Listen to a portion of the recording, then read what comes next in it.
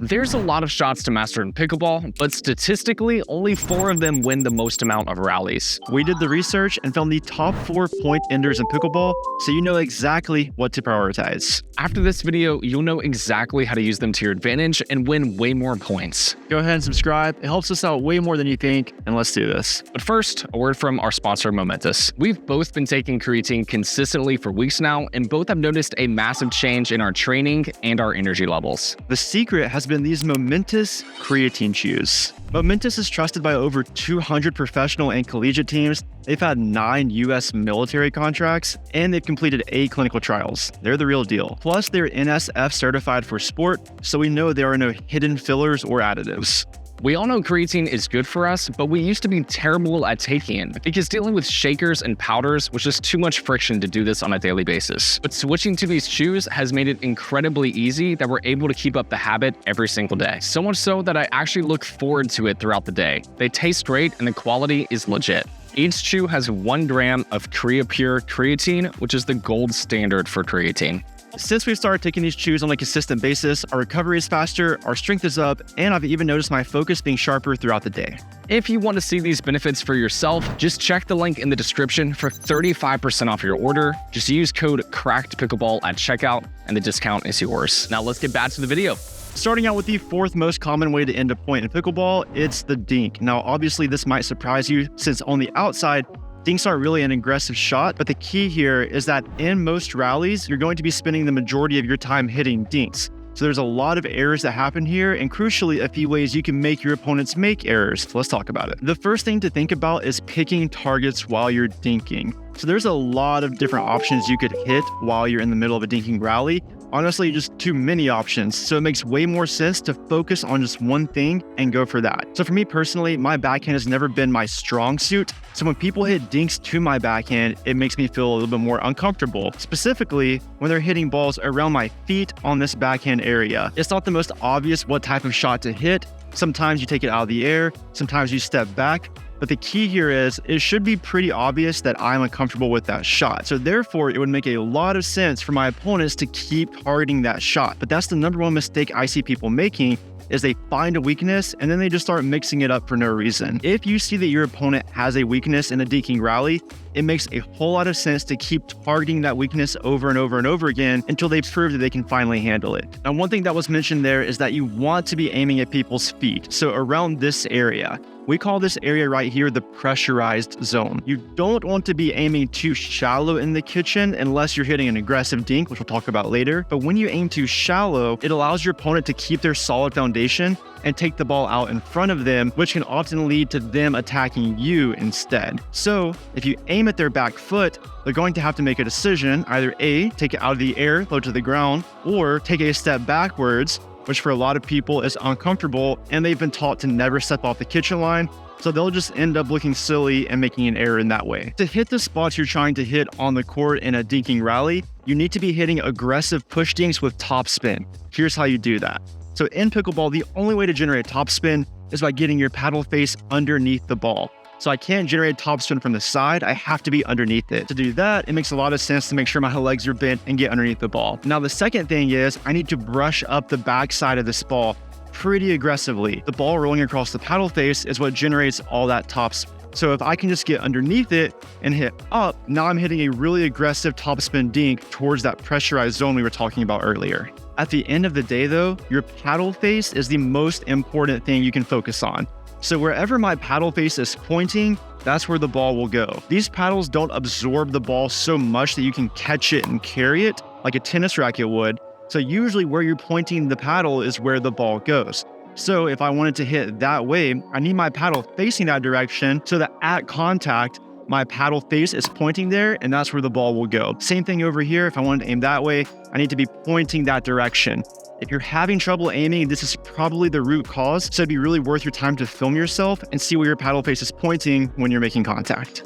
The last tip here is you want to make sure you're preparing early. So this whole video is about making our opponents make errors, but it's really easy to make an error yourself if A, you're trying to do too much, or B, you're reaching and out of position. So if someone hits a dink to my backhand over here, it doesn't make any sense for me to reach for that ball and then try to do something heroic from here. I really can't do much. But instead, imagine this. They hit the ball over here, I shuffle over, and now I'm right here. I have so many different options and so much more control just because I'm properly positioned behind the ball. So that's a really crucial point to remember. Don't try to do anything crazy if you're reaching for the ball. If you can get behind it, now I have a lot of time and a lot of options to do whatever I want to do. So just remember, prepare early, get behind the ball. You have way more time than you think, and you can make your opponent make way more errors if you just do those two simple things. The next most common way to win a point in pickleball is a classic pop-up. Basically, that means your opponent hit the ball too high for one reason or another, and then you get the opportunity to hit a put-away. These most often occur at the kitchen line, so we're going to focus on that area specifically, though technically a pop-up could happen anywhere. This is where most of them happen, so we're going to teach you how to make the most of them at the kitchen.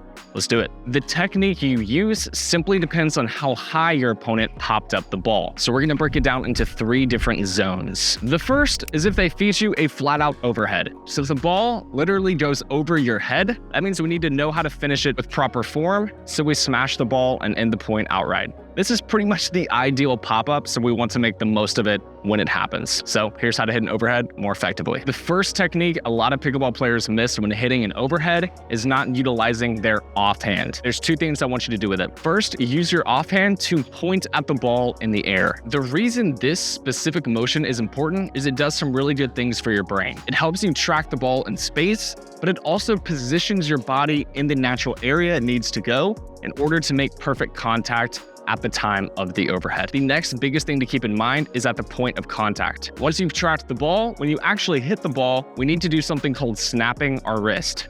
So instead of hitting it with a locked wrist like this, we want to instead snap our wrist at the point of contact. The reason we snap the wrist is because this adds substantially more pace and allows us to hit downward with more angle. It kind of acts like a whip in the air, allowing you to smack the ball rather than just follow through with a lot less power. And finally, to finish it out, we're simply going to snap and follow through across our body. This is important, keeps our momentum stable, and allows us to utilize our whole body at the point of contact. It's very simple, but you need to master all 3 techniques in the overhead so that you end the point outright if your opponent pops it up way too high. The second zone we want to focus on beyond just an overhead is a more likely zone, and this is between your chest and head height. So kind of right here. They pop the ball right here. We need to know exactly how to put it away. The key with this zone specifically is we're still above the net height at the point of contact. And this is key because it still allows us to hit downward. The only difference is we don't have enough time or height to hit a proper overhead, so we need to adjust our technique to compensate for that. Instead of this big motion over our head or trying to get low and do something similar, what we want to do is treat it more like a forehand or backhand, except we're hitting downward, angling the ball downward at our opponent's feet. From this angle specifically, we see a lot of mistakes being made by trying to add too much power to the ball rather than going for the better option, which is angle and placement. We're never going to add as much power as we did with an overhead, which means outright winners are much less likely. So instead, we need to focus on positioning the ball at our opponent's feet, or ideally at a wide angle where they can no longer reach it. Another big thing I like to remind everyone, when we make contact with these balls specifically, we're no longer making contact on the top like we do with an overhead. Instead, we're making contact a bit on the side or maybe towards the top. So because of that, we're going to have to add a tiny bit of top spin at the point of contact, or even side spin. These are a little bit less likely to win the point as opposed to an overhead, so do be ready for the ball to come back if that does happen. Now let's talk about the final zone and the most challenging zone when they pop it up net height. So to give you a bit of a visual, we had overhead way up here. We had chest to head height right here. Now net height is right at the net or maybe a little bit above it. The key with these is we still want to be aggressive because they've popped it high enough that we no longer have to dink the ball, but we run into a bit of a problem. If we were to hit directly downward, it's going to go into the net rather than over the court, and that means we lose the point entirely. So to account for that, we have to adjust our technique pretty drastically. Here's what to do. The first thing to recognize is power is no longer the play here. We're not going to be able to generate nearly as much because if we do, we're going to hit it up and out, and that costs us the point. So instead, we're going for spin and we're going for placement. The key here with these shots specifically is to make your opponent pop up an additional ball rather than trying to win the point with a single shot. The next thing to focus on is your point of contact. We talked about the top being overhead, kind of the middle being that in-between zone. But with these balls specifically, we're going to have to hit more underneath the ball to generate top spin. So what that looks like is instead of hitting it on the side like you were in the previous zone, we're going to make contact underneath. This allows us to actually brush the ball and roll it over the net, giving us enough topspin to keep it in the court while staying aggressive. And then when you hit these shots, there's a couple big zones you want to aim for. Of course, your opponent's feet. This is one of the most awkward places to defend, so that's always a good target. We also want to look for angles. So maybe if your opponent is shifted middle, we roll it out wide past them, forcing them to be awkward or maybe winning the point. And of course, we want to target our opponent's backhands. That's typically a good option. People are weaker in their backhands. It's a pretty safe spot. I'll point out one big caveat. Some players don't bother being aggressive with these shots at all because it's very difficult to hit a proper roll that actually puts your opponent out of position. But we do recommend actually to be aggressive with these. The only difference is going for margin rather than power. And now you know what to do with all three zones for a pop-up. Let's move on to the next point. Moving into the top new now, you may have guessed this, but drives are a huge point ender in pickleball. When hit in the right place from the right position, drives can almost act like putaways. The reason being they have a lot of pace behind them, and handling pace is one of the hardest things to do in pickleball. So if you can hit your drives effectively, you can make your opponents have a lot of errors and therefore win a lot of points yourself. So let's talk about how to do that. In drives, placement or power are both super effective when used at the right time. A softer, well-placed drive can be just as lethal as a really hard-hit drive to your opponent's strong point. So we'll talk about both of them, starting with powers. The first thing you need to know when it comes to getting power on your drives is it's really coming from the ground and your legs. You don't want to just rely on your arm as the big movement here.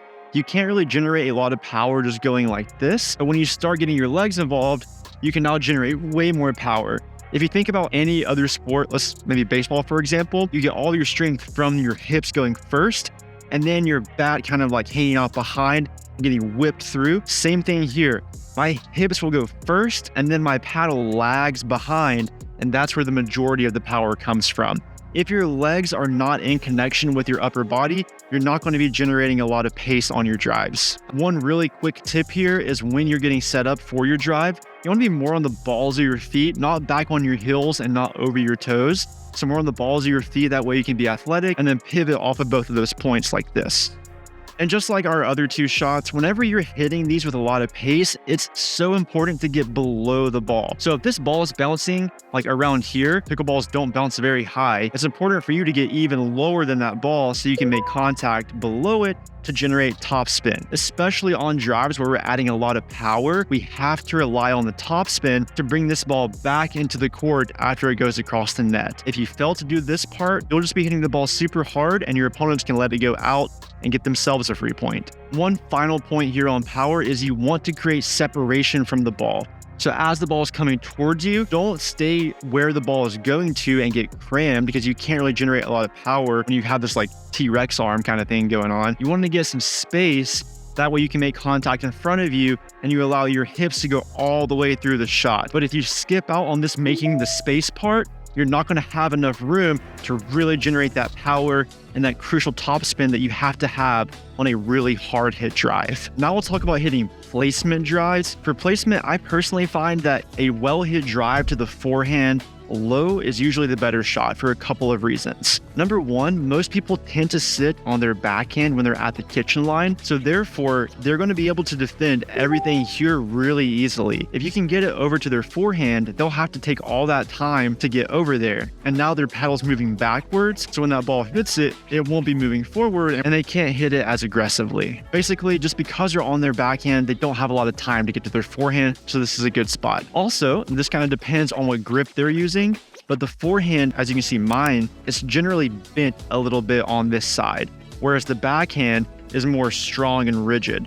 So if I try to move this paddle, it would be pretty difficult, but over here, it's a lot more bendable just because of the way my wrist is positioned. Now this could be because just the way I'm gripping it, but you'll see a lot of people use this grip. So therefore, if you can get to their forehand low, they can't really generate a lot of power without using a lot of wrist. And when they use a lot of wrist, that ball, who knows where it's going to go. Therefore, hitting here is a great spot when you're trying to place your drives over just hitting them powerfully. Now, you can aim at people's shoulders. Generally, this is a good spot to hit, but just know if you do this on a drive, you really have to take some pace off because hitting it this high as an aggressive shot, more than likely let it go out of bounds. So if you are going to hit it high, some pace off and make sure you add a ton of spin to it.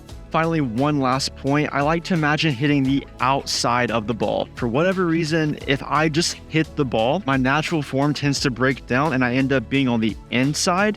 So if I think about hitting the outside, I usually hit it with a really good top spin. I found that this tip helps the majority of pickleball players. So if you've never considered it, try hitting the outside of the ball on your drives. Now we're finally moving on to the number one way that pickleball points are ended, and that is simply a volley. Volleys are the number one point ender in pickleball, and it kind of makes sense because it's pretty broad. A volley simply means hitting a ball out of the air, and that can really happen almost anywhere on the court. But there's two major areas we're going to focus on to help you win more points, since volleys really are the way that rallies end the most. The first type of volley I want you to focus on actually kind of relates to one of the first points we talked about in this video. This is about volley dinks. A lot of errors occur after a volley dink, and it's for good reason. Again, the kitchen is where we have the majority of rallies in pickleball because dinking is what actually makes up rallies in pickleball. So when we volley dink, we're taking away time from our opponents, and that leads to the point ending more often than you think. So here's a couple tips to improve your volley dinks. The first major issue I see with players trying to learn the volley dink is they often do it at the wrong time. We got to be hunting for the right ball in order to take a volley dink out of the air. And to do that, we need to find our farthest reaching point. So if you want to do this for yourself, I highly recommend it. Here's what to do. Get ready position on the kitchen line like I am right now, and then simply take your paddle, maybe with one hand as you would hit a dink, and extend it in front of you to a comfortable position. I don't recommend trying to get the very most out of this because this is unrealistic. I'm off balance, but to a comfortable spot.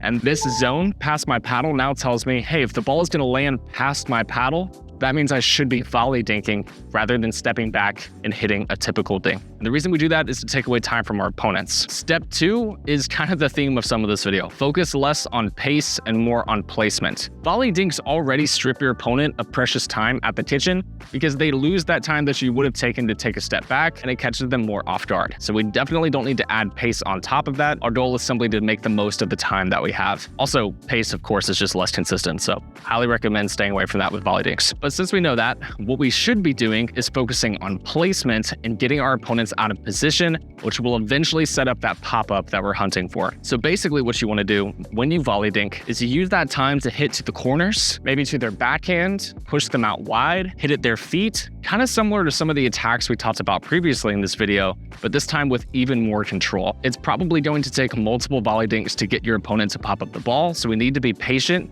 and just focus on consistency and placement. You'll also find that if you're more consistent, your opponent is more likely to make errors because volley dinks are tougher to return than typical dinks. That's why so many points are won at the kitchen in this way. Only once you've finally gotten your opponent out of position do we start to add pace and maybe roll the ball back at their feet and start to play aggressive. So set up the point rather than trying to dominate it from the get-go. Now you know some of the key tips to improve your volley dinks. Let's talk about the final most common way to win points in pickleball, and that's a classic hands battle. This is probably what you think of when you think of volleying in pickleball. It's those fast action rallies where you're smashing the ball back at each other out of the air until someone eventually concedes an error. For the purpose of this, it doesn't matter whether you started it or your opponent started the hands battle. We need to know how to stay consistent and win that rally every single time. So here's some pointers that will help your hands battles be more successful. The first big pointer to being more successful is to bias your backhand during a hands rally. So whether you think your opponent is about to speed up the ball or whether you just speed up the ball and you're expecting the ball to come back, we need to be biasing our backhand because we're more effectively able to cover our chest and our body with our backhand than this awkward feeling that we get when we try to cover our body with our forehand. So to do that, it's incredibly simple. Instead of just pointing your paddle directly towards the ball or at your opponent the entire time, simply tilt your paddle a little bit to the left, and now we are biasing our backhand. This will allow your wrist to be in a more backhand-friendly position and also allow your body to react quicker when we need to snap to backhand and potentially block our body. Next point is when we are volleying, where should we be aiming? The answer is not right back at your opponent's chest, though that would be fun. The real answer is we want to again be aiming at our opponent's feet. The moment the ball is high enough for us to start to aim at our opponent's feet is the moment we have a chance to win the point outright. So instead of just volleying to volley and not picking targets, I want you to try to get the ball lower and lower until eventually you're forcing your opponent back or forcing them to make a very uncomfortable shot at the kitchen, leading to an error or a more aggressive pop-up. Instead of just blocking, volley at the feet. It really is that simple. On top of that, one other target I really like is the right shoulder. If you don't have enough margin to aim at your opponent's feet and you need to hit higher, I really like this area. The reason why is because this is arguably the most difficult spot to defend as a player, because you have to defend with your forehand, you really can't defend with your backhand, and it's just incredibly awkward, leading to a lot of errors from a lot of players. So if you're gonna speed up and you can't hit their feet, second best option, right shoulder. And the final tip I like to provide, especially when it comes to hands battles, is don't be afraid to reset the hands battle. A lot of players get in a firefight and they just want to speed up faster and faster until someone eventually gives up. That's really not the way professionals play pickleball. If someone hits incredibly hard and we know we're going to struggle to get that ball back effectively, that's the time to mix in a reset and simply pop the ball back into our opponent's kitchen and don't allow them to keep hitting harder and harder. Once you notice yourself feeling out of control or your opponent is getting the upper hand, that's when we simply want to hit a reset, lob the ball back into the front half of the kitchen, allow ourselves time to get back into the point and get out of that hands battle as fast as possible. We just mentioned volleys are the primary way to win points in pickleball, so we don't want to lose points when we don't have to. A reset avoids it altogether. Now you know the top 4 point enders in pickleball and exactly how to use them to your advantage. If you found this video helpful, make sure you subscribe, and YouTube thinks that you're going to find this video helpful next, so you should click on it. Do it. You got nothing going on. What are you're on your couch right now? Learn. Maybe even on your toilet. Might as well watch some more pickleball.